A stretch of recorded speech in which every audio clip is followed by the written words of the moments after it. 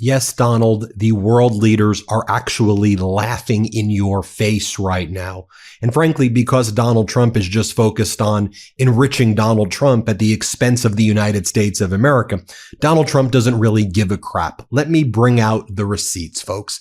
So you have French President Emmanuel Macron posting the following within 24 hours after Donald Trump's disastrous Oval Office appearance with South African President Cyril Ramaphosa. Macron posts, "I just welcomed South African Vice President along with several ministers and business leaders from South Africa." This is me now speaking. You think that's a coincidence that the French are doing that right now? Through dynamic trade between South Africa and France, we are creating jobs in both of our countries. We must continue on this path.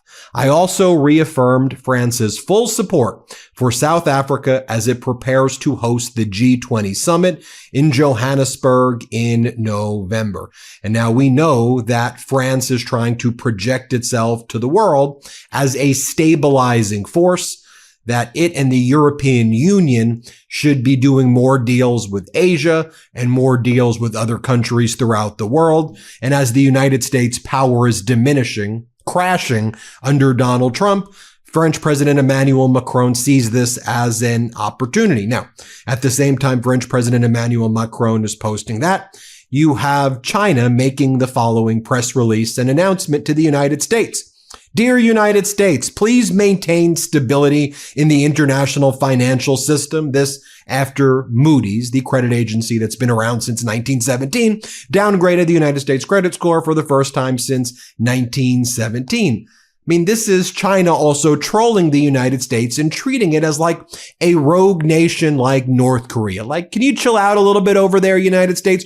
We're trying to run a stable international free trade marketplace. So just calm down over there, you rogue pariah country. How embarrassing and humiliating is that? Let's take a look at some of the other data points here as well. I mean, take the contrast of the French President Emmanuel Macron posting a photo with the French ministers. Contrast that to Donald Trump holding a photograph from the Democratic Republic of Congo of people in body bags and telling the president of South Africa that this is a photo from South Africa. Like, do you realize how utterly offensive that is? And French President Emmanuel Macron is going to Asia now after he met with the South African delegation. So he's now going to Asia on behalf of France and also as a representative of the European Union as well to talk about broadening and extending the trade relationships between China and the European Union. Now, the Trump regime and the MAGA Republicans in the United States are too dense, too self-absorbed, too in the cult. They frankly hate America to see what the hell is going on. But here at the MeidasTouch Network, we focus on international politics, international geopolitical structures, so that you see what's actually going on right now. So as Donald Trump was out there last night doing crypto meetings for himself with people who bought his personal meme coins, about $1 million at least in order for you to get an invite to this thing to meet with Donald Trump, which he says this is just part of his personal time. So this is not about him being president. It's personal time. Here's what French President Emmanuel Macron is doing. On the eve of my trip to Southeast Asia, I just spoke with President Xi Jinping of China about our trade relations and key international issues. I reaffirm France's desire to continue building a strong economic relationship with China. In this regard, Chinese investments are welcome in France. Our companies must therefore benefit from fair competition conditions in both of our countries. This is a key point. We agreed to move forward as quickly as possible on the issues of cognac, which is essential for our producers. We share the same objective regarding the war waged by Russia in Ukraine, a lasting and robust peace. It begins with an immediate and unconditional ceasefire. We must also make progress toward a political solution capable of ensuring peace and security for all in the Middle East. We will work with China to prepare the conference on two-state solutions scheduled for June in New York. network, which France is co-chairing with Saudi Arabia. I also welcome the confirmation of high-level Chinese participation in the United Nations Ocean Conference. And again, French President Emmanuel Macron showing adult leadership, and he doesn't even have to mention Donald Trump in that message, but that message was clearly Trump America decline coded, France being the new leaders of or positioning themselves as new leaders of the free world. French President Emmanuel Macron posted this recently as well. In Versailles, alongside more than 200 leaders of major foreign companies to tell them with conviction, choose France. Well, meanwhile, Donald Trump sends emails to his cult followers. Please respond. Please, please, please respond. Respond to me, please. So ridiculous. Macron to pitch France as reliable alternative on Asia tour amid the U.S.-China rivalry. That's the headline from Reuters. And by rivalry, you mean the United States acting like complete and utter maniacs and capitulating to China by revoking 145% tariffs to 30% tariffs, if that's what you mean. But it says French President Emmanuel Macron will travel to Southeast Asia to pitch France and Europe as a reliable partner, quote, with no strings attached. Macron is set to arrive in Hanoi on Sunday, the first trip to Vietnam by a French president in nearly a decade, move on to Indonesia, and finish up in Singapore, where he will speak at the annual Shangri-La Dialogue, Asia's top defense conference. Macron will present France and Europe as defenders of international cooperation and rules-based trade, at a time when other world powers, such as the U.S. under Donald Trump, and China use more coercive or predatory methods. As far as we're concerned, we defend the idea of rules for international trade. We don't advocate for the law of the jungle, where it's about survival of the fittest, a French presidential advisor said on Wednesday. And by the way, I don't think they were talking about China there, Reuters. I think they were talking exclusively about Donald Trump, even though you're lumping them together. It goes on to talk about more things that Emmanuel Macron is going to be doing there. I think it's also important to note what Greenland just did. Greenland just signed a lucrative minerals deal with Europe to give the FU or the middle finger to Trump. Greenland has allowed a Danish-French consortium to mine a rock which is key to the production of aluminum. The permit granted to the Greenland anorthosite mining, GAM, to extract anorthosite follows interest in the Arctic territory by Trump in acquiring acquiring Greenland. GAM, which is backed by French company and real estate investment firms, bodies from Denmark and Greenland, was granted a 30-year permit. Jesper Willang Zuthen, associate professor in Denmark, told Newsweek Trump's interest in Greenland's resources is likely to be more in securing long-term investment objects, which is difficult under current Greenlandic legislation. And it goes on to talk about how this move by Greenland with the French is also happening at the same time that Greenland's not really even having conversations with Trump anymore or with any United States companies. So it's just basically like every, 2 weeks now, Donald Trump talks about wanting to conquer it. Donald Trump tries to get the attention, and Greenland's like, okay, move away. We're going to do some deals now with Europe and with French and other people. Here's an important moment as well, as Alexander Howard talks about. Historic moment.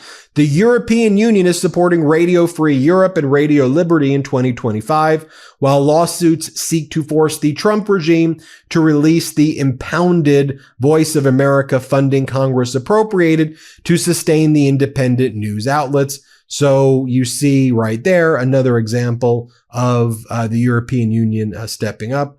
It talks about how the European Union has stepped in to provide Radio Free Europe, Radio Liberty, an infusion of millions of dollars to keep functioning as the international broadcaster battles the Trump regime to release funds that Congress had already designated for it. Quote, "We are grateful for the emergency funding to help keep Radio Free Europe, Radio Liberty afloat," the network's president Steve Capsis said in a statement from Brussels, where he has been meeting with European officials. schools. Radio liberty's survival remains at risk as long as these funds are withheld, Kappa said, referring to the $75 million held back by the Trump administration.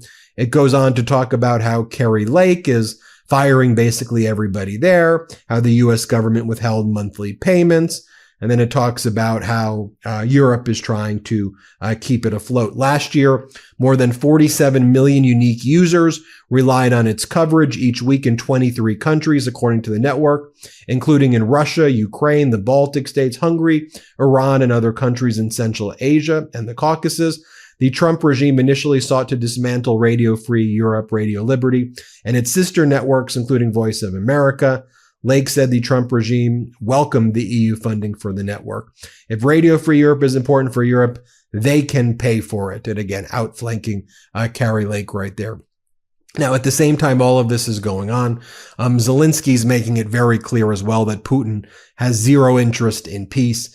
Zelensky just posted, Russian assault operations continue and our forces maintain all necessary combat activity. The most intense situation remains in the Donetsk region, particularly in the Provorsk direction. We are also continuing active operations in the Kursk and Belgorod regions. This is our active and effective defense of Sumy and the Kharkiv regions. Since the start of the Kursk operation in August, the Russian army has suffered significant losses, more than 63,000 killed and wounded in that area alone.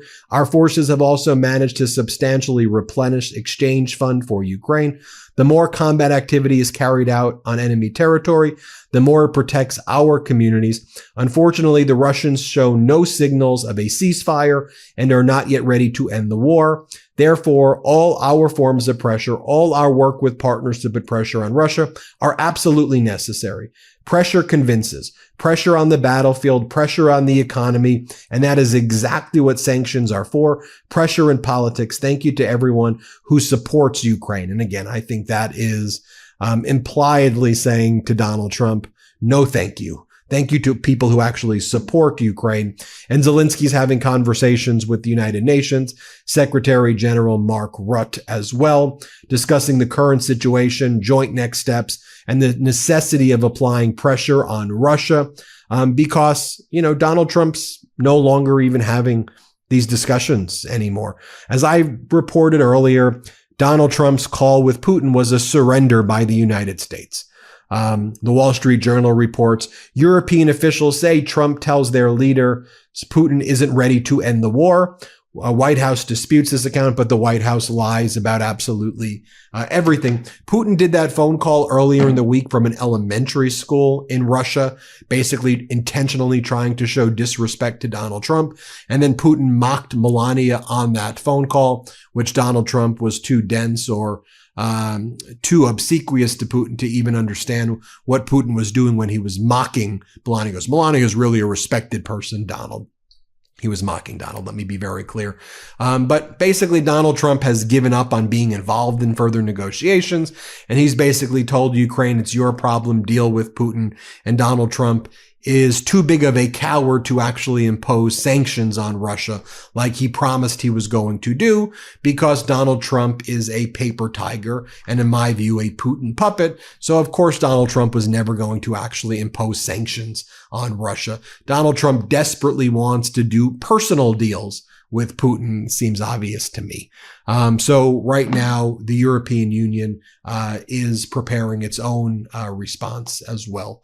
And we'll keep you posted every step of the way on that. Wanted to just also remind you of just how Trump is treating foreign tourists and foreign nationals in the United States. This story right here from the Daily Beast, how ICE has imprisoned a Danish dad of 4 at his citizenship interview. The former foreign exchange student, now married to an American with U.S. citizen children, has spent over a month in a rural Louisiana detention facility over, quote, paperwork miscommunication, his American wife said.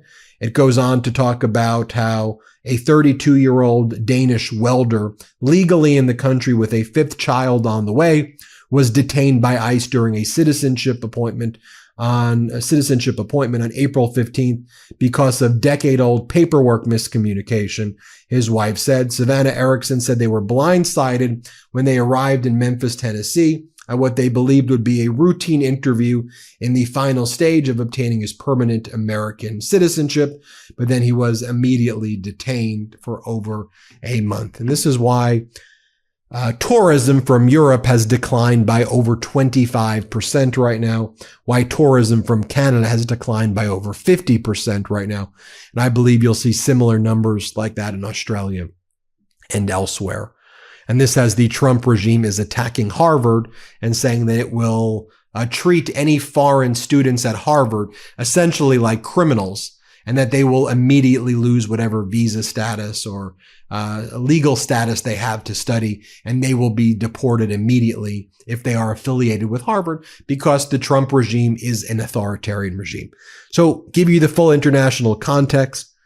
I know it was a lot of information, but I want to keep these connections going for you. Anyway, hit subscribe. Let's get to 5 million subscribers. Thanks for watching. New Meidas merch drop. Check out the latest pro-democracy sticker packs, t-shirts, hats, sweatshirts, and more. All at store.MeidasTouch.com.